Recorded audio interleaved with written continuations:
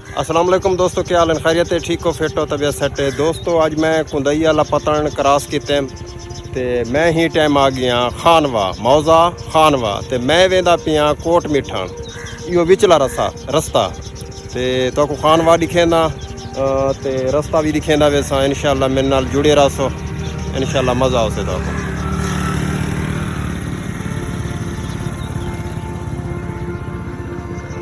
ये जवान खड़े साको रास्ता दिखे से यार जरा रास्ता मेरे को दिखावना लाहा अगो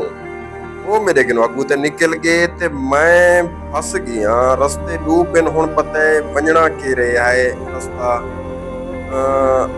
देखो अगू छुआर खड़े ने इन्हें किनो पूछदा जो बे अब रास्ता के रहा मैं भूल गया इन्हें किनो पूछदा हुन देखो कैसे रास्ता हां ये जेरे जवान जन होनी थों टप गए हैं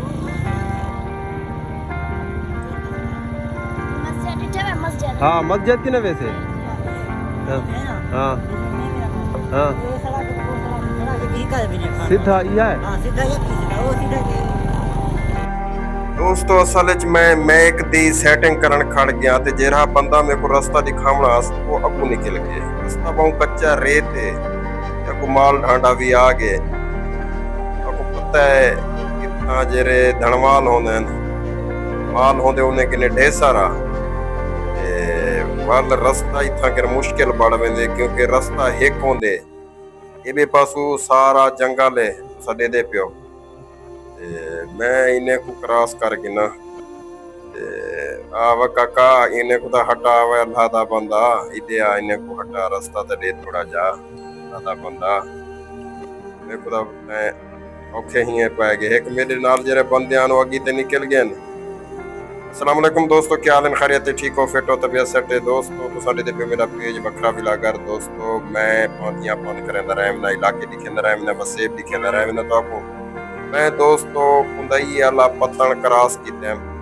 तहसील अलीपुर जिला मुजफ्फरगढ़ कुंदई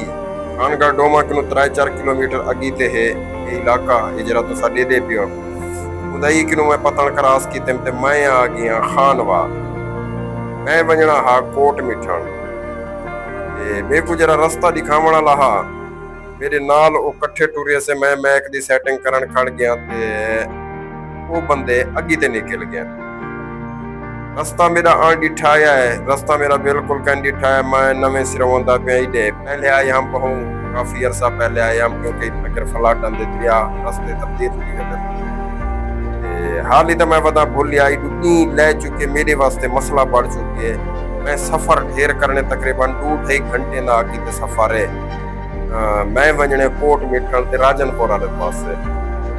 2-2.5 घंटे ना सफर है तकरीबन हुन टाइम में चीदा ये बंदे मिल गए में कोई सामने आ गए इन्हें में को घंटे वंजना हा ते शुक्र है लब पिन सामने आ गए मेरे मैं हुन इन्हां दे पिछू वैसा मिन वाला रास्ता लैसे लगी थे दे पियो डी बिल्कुल लह चुकी है टाइम में छीदा सवा छीदा मैं अजन सफर करने देखो अगी ते मेरे नाल क्या पड़दे मैं पहुंच सकदा दोस्तों सफर बिल्कुल कच्चा है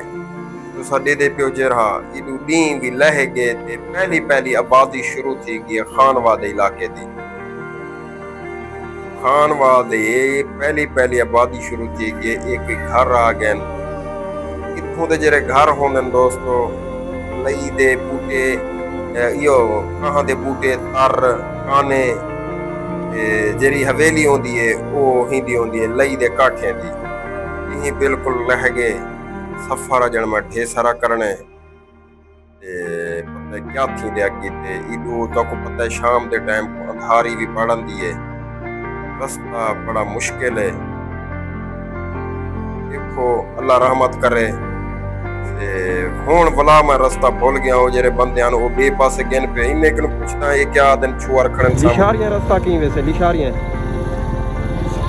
हां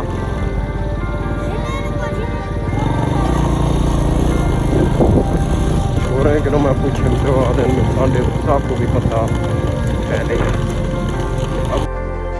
मेरे जेरे नाल हन ओ बंदे जुट ओ मेरे को निखड़ गए। मैं इन्हें छोरे को पूछे जो मेरे को आखे गया जो तू इशारियां वाला रास्ता कहते वैसे ये पूछता वनी इशारियां वाला रास्ता केरे पासे वेंदे। ए मोटरसाइकिल ने हुन पे वेंदे पिन अगू वाला मैं इन्हें को कहंदा इन्हें को पूछता चाचा वेंदा पे आधे च बैठे इनको पूछता बुजुर्ग की जो बेली इशारियां वाले पासे रास्ता केरे पासे वैसे। अस्सलाम वालेकुम। लिशारियां यो रास्ता वैसे लिशारियां यो वैसे। दोस्तों चाचे ने आखे जो बे रास्ता इहो वैसे। मैं टापो टाप छिकी वेना डर रे दिल च खौफ है क्योंकि दे दे पे सनाटा इडू अंधारा छा चुके है। मैं तो परेशान हाली क्या थी से मेरा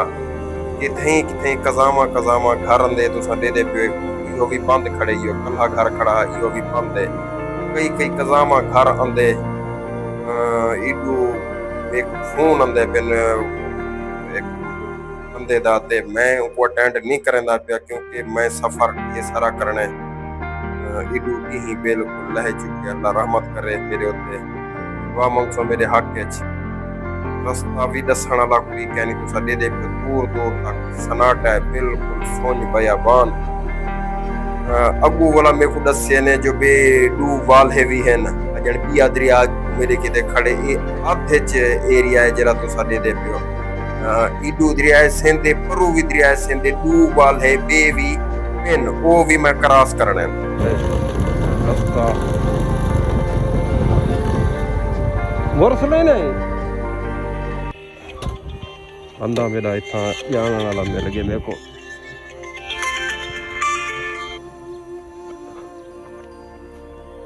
बंदा जाने वाला लेकिन रास्ता पूछदा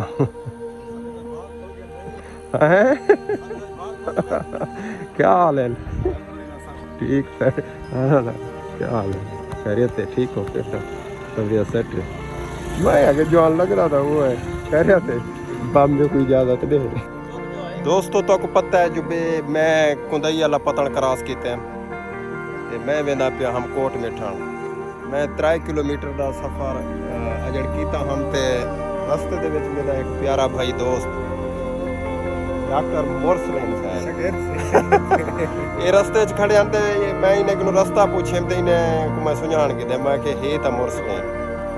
वाले मैं आगे मैं वेना आखे का आज मेरे भाग जाग पे आज ना वैसे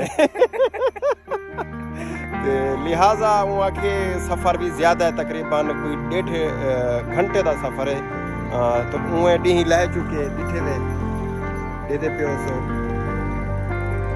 सिज बिल्कुल मुकम्मल तौर पे लह गए ते वाली ने मुर्गी मंगवाई है देसी दिठे वे तकरीबन 3 किलो की मुर्गी है जो अनखेना है ते अज आखने साडे मेहमान आओ वाले इंशाअल्लाह आज रात इन्हें दी दावत खंदो इन्हें किने टिक दूं साड़ी भी खुश नसीबी हो से असा इन्हें को मिलना हो से मेहरबानी से पाली कल सवेरे सवेरे निकल वेसूं इंशाअल्लाह वाल मैं कोट मिठाना वाले पासे ते अगी ते वाला दिखे सो तो कोई इलाका वाला चास चवा है।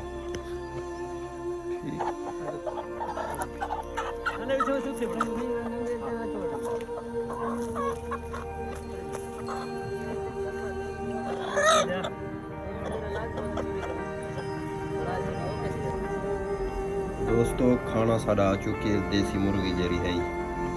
मुस्लिम भाई की दावत असा खांदे पियो ते ये देसी खाना प्योर HD देसी मुर्गी है ते वक्त आ गए ते अल्लाह पाक मुस्लिम भाई दे रिज़्क़ च माले बरकत अता फरमावे ते असा भी एक मुसाफिर से इन्हें आज मेहमान बनने आसे सारा इतना रिज़्क़ लिखा आया कहे दोस्तों वाले इंशाअल्लाह रात इथे टिक दे पे सवेरे वाल लैसू बटा। दोस्तों जी तो को आख्या हम जो मैं रात कुंदई वाला पतन टपिया हम ते मैं आ गया हम खानवा दे विच ये बस्ती हाजी वाला है ते इतना मेरा एक दोस्त है डॉक्टर मोरसलेन साहब रात में हुन कि हम दावत खवाई ने देसी मुर्गा तुम्हारे सामने डिठे हुए तुसा वो खादे से इन्हें दी बहु मेहरबानी। हुण मैं निकलदा पिया इने राजनपुर वाले पासे कोट मिठान वाले पासे ते वाल तो कोई इलाका दिखे ना ये तुसा इलाका सुनिया हो सवे जो पे जफर हुसैन छबेर का इलाका है कच्चे का इलाका जी को आदन मैं रस्ते तो गुजरता पिया हुने दे इलाके दे विचों गुजरता पिया ते वल तो कोई इलाका भी दिखे ना ते इंशाल्लाह वल मैं कोट मिठण ते राजनपुर ते वल चाचने वाला ते सारा फिरदा उसा फिलहाल मैं अपने फिराक नूं इजाजत गिनदा पिया डॉक्टर साहब मेहरबानी कमाल मेहरबानी मेहरबानी सलामत रख ते वल इन्हें मुर्गी मंगवाइए देसी डिठे वे तकरीबन 3 किलो दी मुर्गी है जवान घेन